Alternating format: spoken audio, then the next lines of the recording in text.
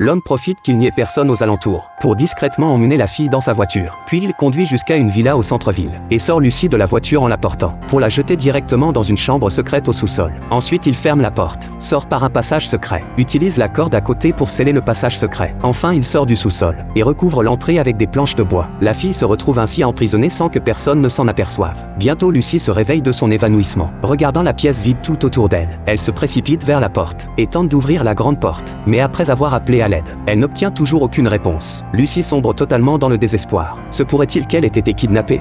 Peu après, l'homme pousse la porte de la chambre. Sous le regard terrifié de Lucie, l'homme lui installe attentionnement un matelas. Lucie supplie de pouvoir rentrer chez elle retrouver sa maman. Face à la demande de la fille, l'homme ne dit rien et ferme directement la porte. Lucie comprend bien qu'elle ne peut pas s'échapper. Alors elle enlève ses vêtements et les fourre dans un sac plastique à côté. Ainsi, un oreiller de fortune est confectionné. 3 jours passent rapidement. Pour établir une base émotionnelle avec la fille, l'homme raconte attentionnement des histoires du soir à Lucie et lui apporte aussi des biscuits. Voyant que la fille commence à accepter la réalité, l'homme quitte la chambre secrète avec satisfaction.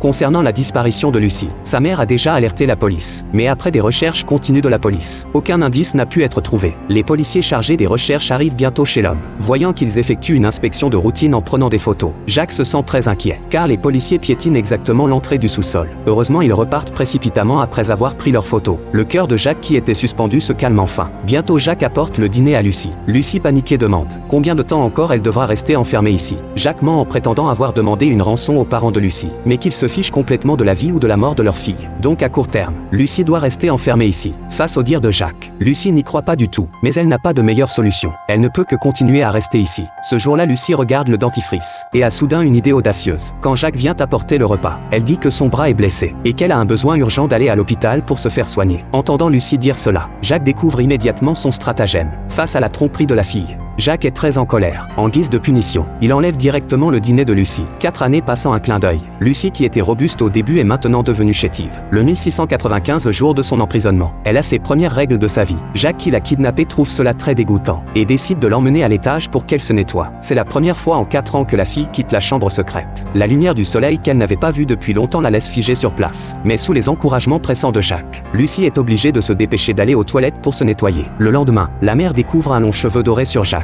et pense joyeusement que son fils a une petite amie, sans imaginer que Jacques pique une crise sur le moment.